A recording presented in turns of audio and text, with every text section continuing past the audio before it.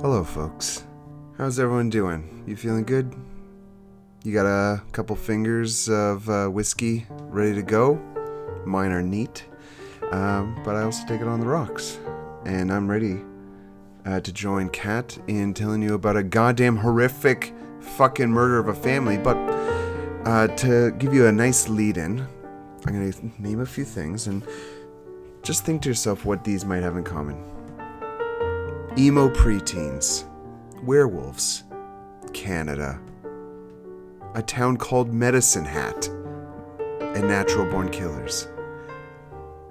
If the first thing that comes to your mind is, oh no, there's another Twilight sequel starring Woody Harrelson, that would be god-awful. And we wouldn't talk about that here on this channel. No, sadly today we are talking about the Richardson family murders. This is a rough one. So, sit back, relax, pour some alcohol down your throat, and let's get into it. I'm John. And I'm Kat. And this is Castagast.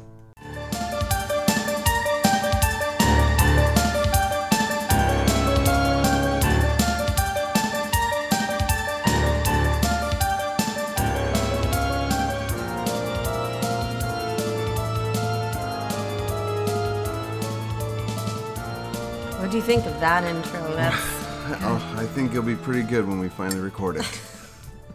I hate that you give away our secrets. It's another beautiful wintry day. Wintry Saturday. Yeah, we had like very warm weather the last couple weeks. Mm-hmm. Warm for Canada, and I'm sure people want to log in on to a fucking podcast to hear about the goddamn weather. Whenever we recorded this, it could be years later.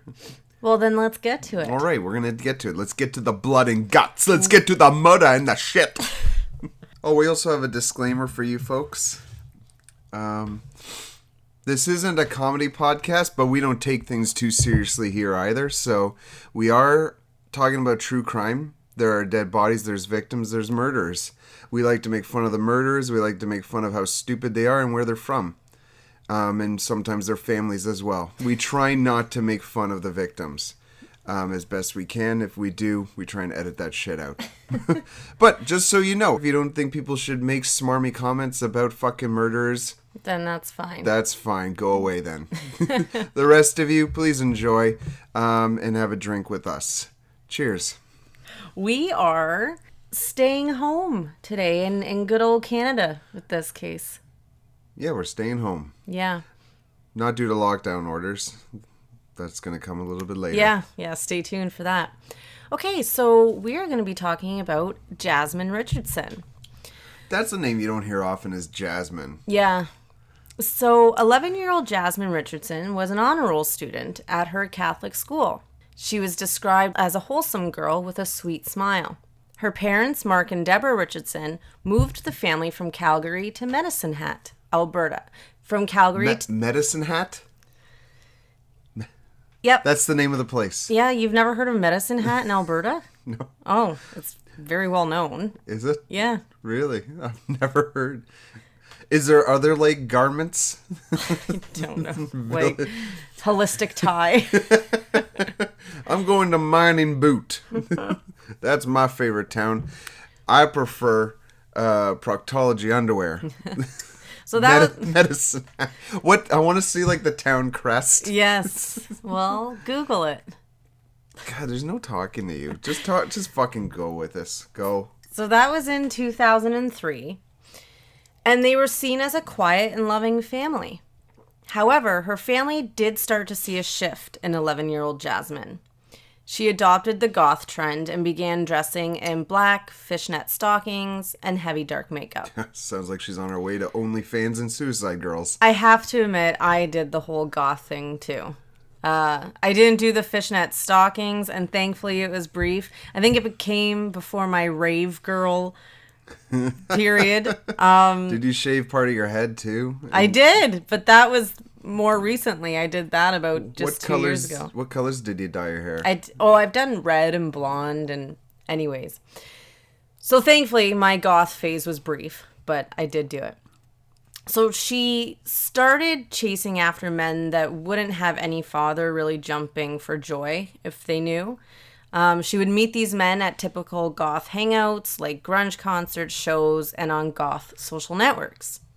So this is 2003, and it just totally made me think of MySpace. Do you remember MySpace? Oh, do I ever? And like, did you put the playlist on your page where if people came to visit your page, you'd have like Avril Lavigne or Nickelback playing on it? I had the Backstreet Boys playing. I had a huge fucking crush for Britney Spears 99, so once in a while I would have Oops, I Did It Again playing. I liked Evanescence and those kind of groups. Yeah, because you were goth. You were emo. You lived in the suburbs. So Jasmine eventually met 23-year-old Jeremy. I'm assuming it's pronounced Steinke? Steinke. Okay. Steinke? So I don't know. That's a tough we'll one. say Steinke. So I won't be saying his last name too much. So she met 23-year-old Jeremy Steinke and in 2006 in Calgary at a punk rock show. Yeah, punk rock. They kept in touch through MySpace and a social network called vampirefreaks.com. Really? Yes. A site like that existed in that time? Yeah, probably still does. Wow. So Jeremy claimed to be a 300-year-old werewolf. At 23 years old, he was actually 300 years old. Wow. He even toted a vial of blood on a necklace around his neck. Oh my god. Yeah, I know, right? This is so ridiculous.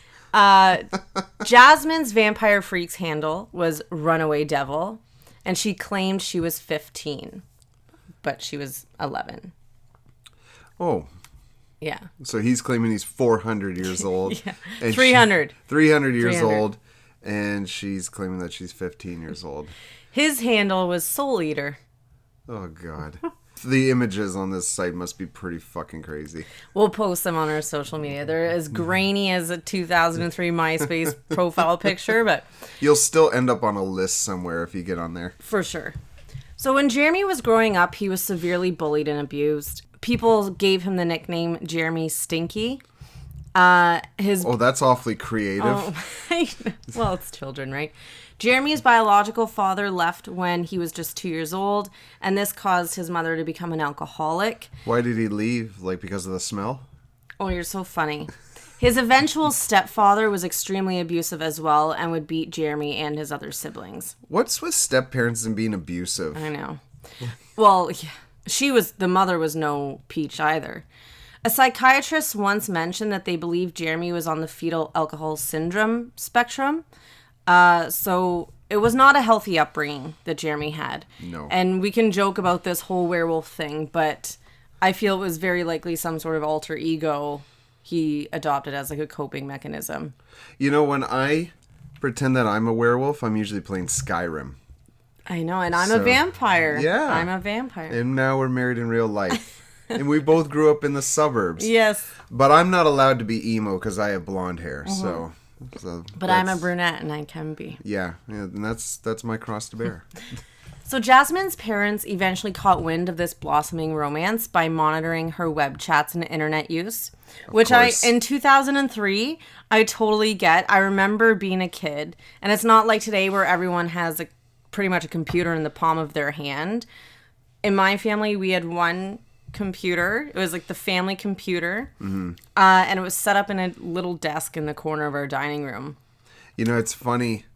When you think about parents monitoring their kids' activities on the net, on the interwebs, we had it pretty good because we had boomers who were basically incapable of doing anything technological.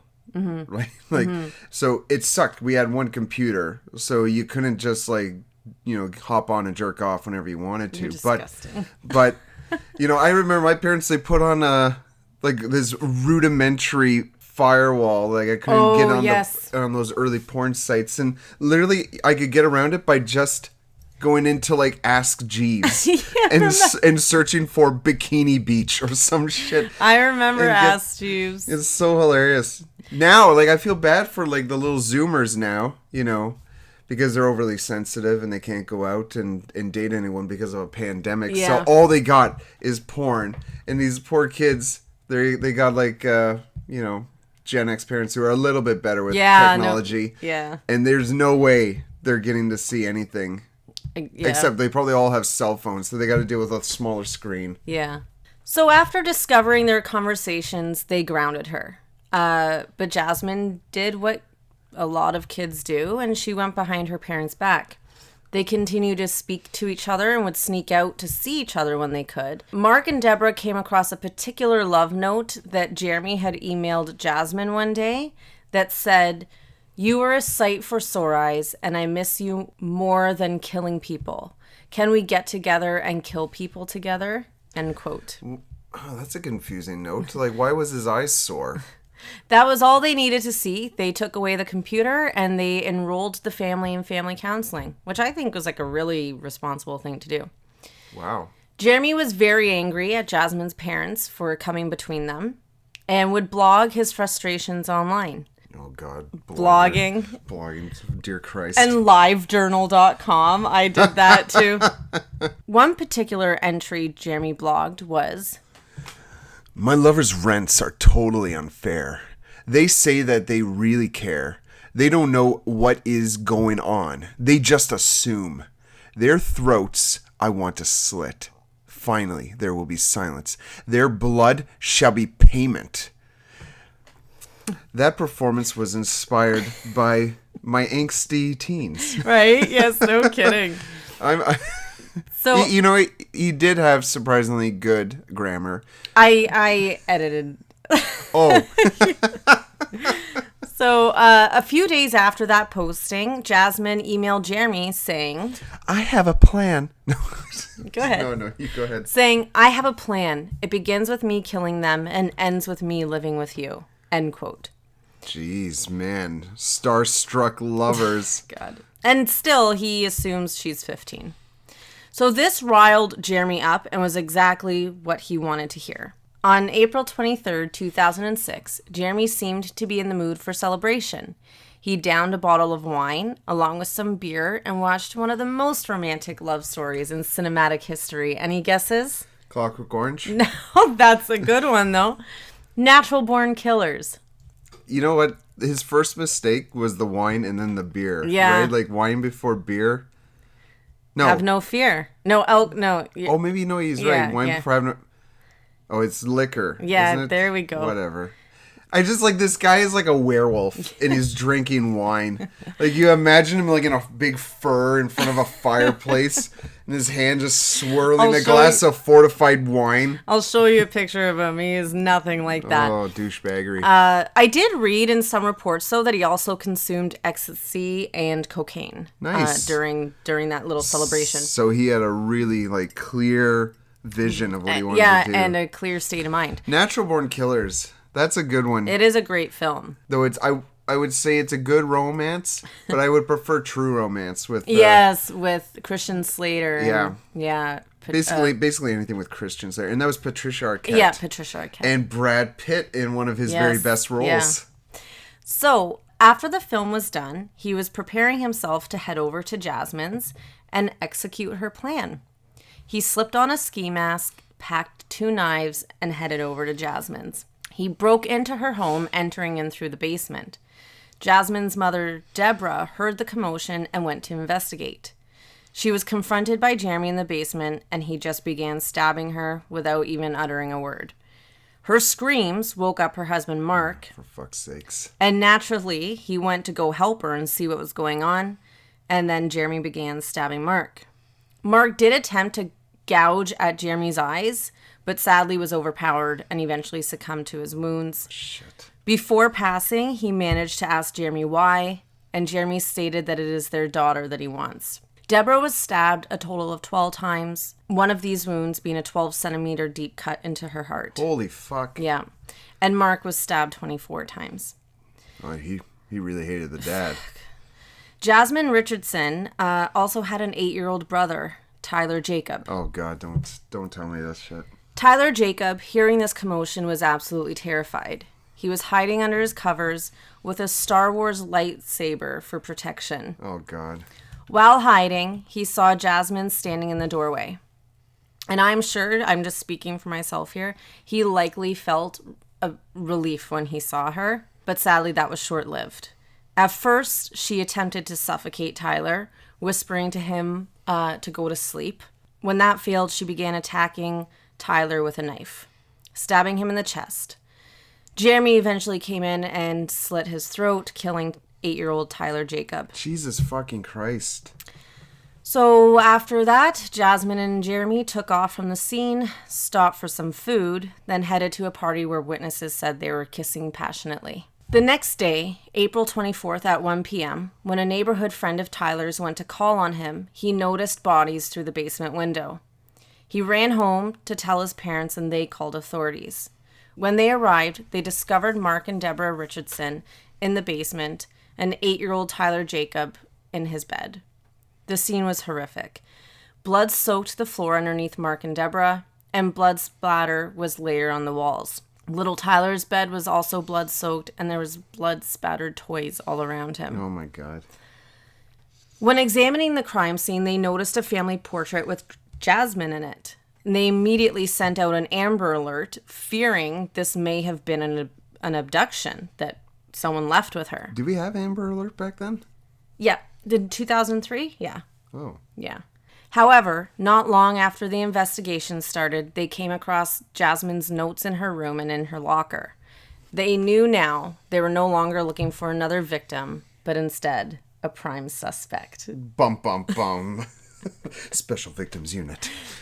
The digital trail pinpointed the terrible triple slaying to Jeremy and Jasmine. They had emails back and forth and instant messages discussing the killing of her parents.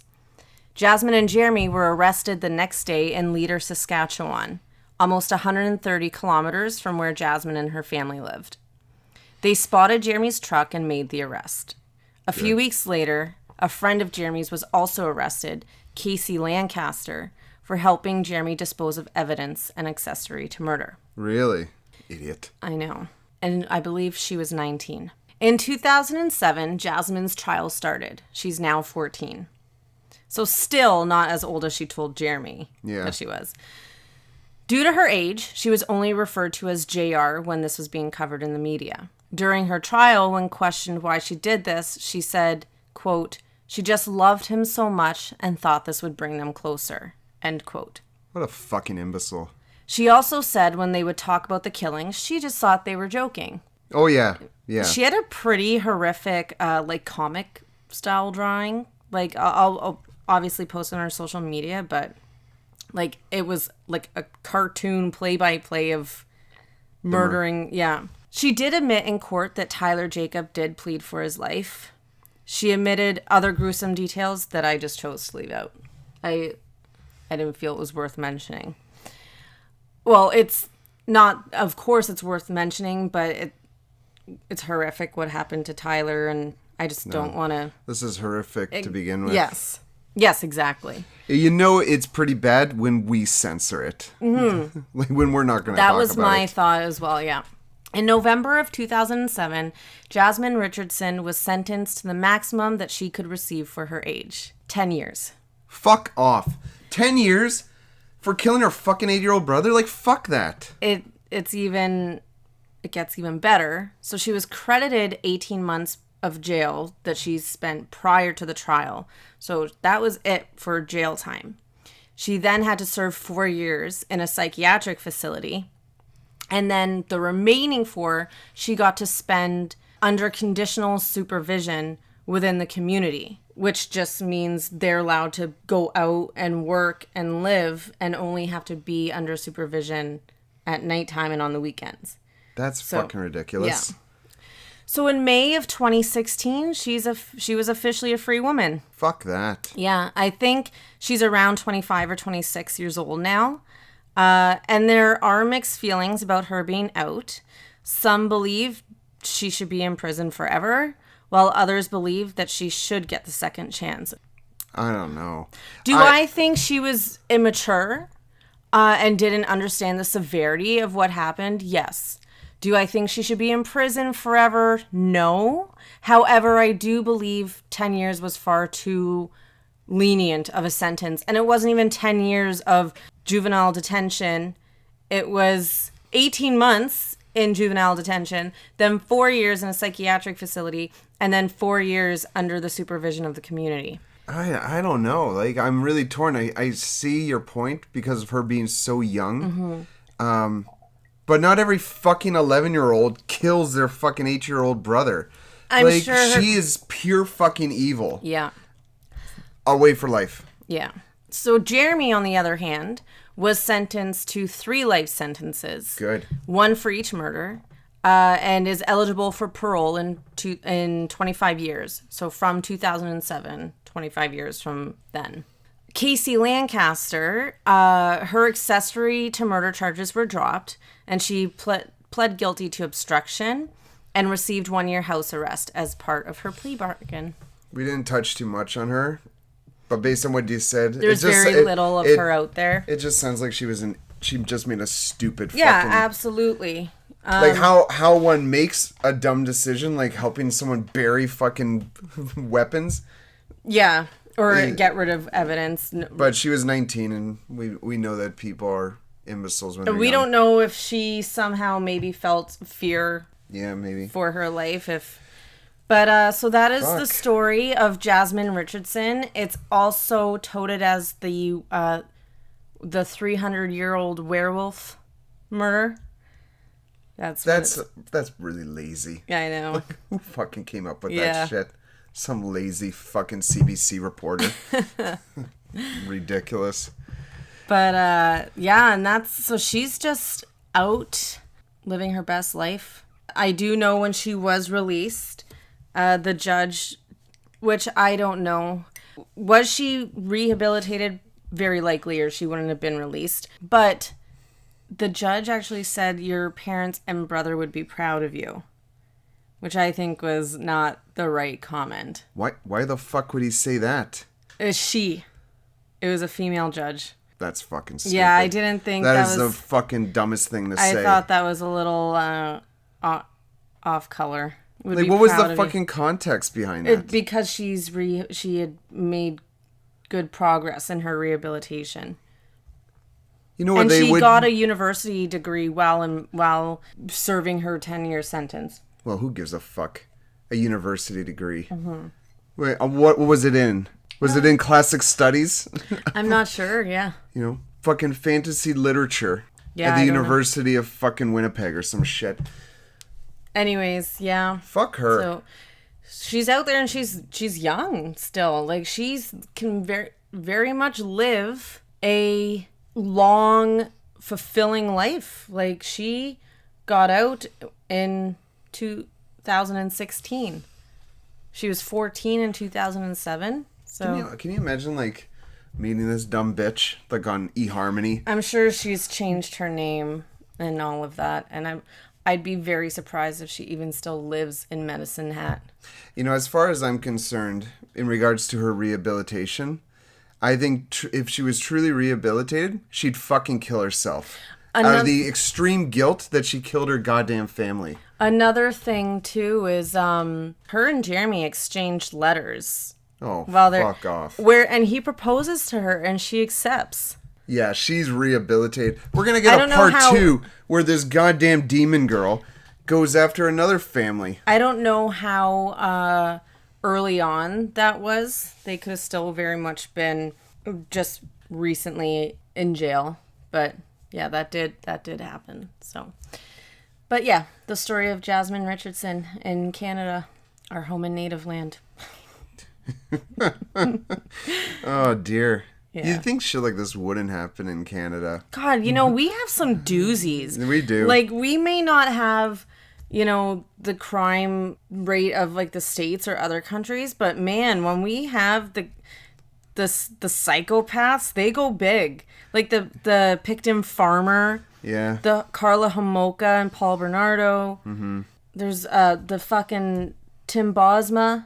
I don't know Tim Bosma. He was the one that went out for the test drive on Kijiji, and that Dylan Millard murdered him and incinerated him. Yeah, that fucking asshole. Yeah, that happened not too far from us. Man, I hate the pair of them. Mm-hmm. I wish we had capital punishment here, but we don't. So I guess I'll just settle with the fact that douche is in jail. Absolutely. And I hope I hope that she is rehabilitated. I don't believe that she is because I feel like an actual rehabilitated person, like I said, would kill themselves. Well, we don't endorse suicide, but... For her, I would. So this is Jasmine Richardson. This is obviously when she was 11 years old. You can't get any more angsty than that shit. Claiming she was 15. And this is Jeremy. Oh man, he looks like a complete douchebag. Yeah, and he was 23. I wonder what his reaction was to finding out how old she was. I guess he didn't care because he proposed to her. Hey, I'm sure being a pedophile was no issue. Yeah, and that was her when she was young. I'm sorry, like, if you mentioned this already, was there anything going on in her life that would, like, lead her to being a fucking imbecile? No, like I said in the beginning. Like, it was a loving family. It was a very loving family. Neighbors said they strived to be like the Richardsons. And look at what... They immediately enrolled in family counseling. They didn't just say, hey, you have to get counseling. When this when they came across the emails, they dealt with it as a family. Like, I feel like they were model parents. So again, I would suspect then it's just her interaction with this fucking asshole that warped her. Yeah, and she was kind of going down a darker path. Not that I'm saying goth people are all they're murderers. They're normal people, but she was already kind of going down a darker path and chasing after these men, and then came across Jeremy. So I think she was already kind of headed down. It just makes you wonder, like, as a parent, what can you do to avoid that? They tried. I think they did everything right. Yeah.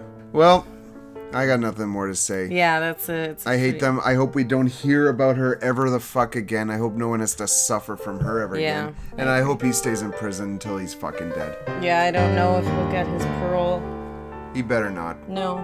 We're approaching, I think, year 20 soon for him. So, all right. Well, thank you for listening. I hope that brightened up your day. And cheers to you. Have another couple drinks.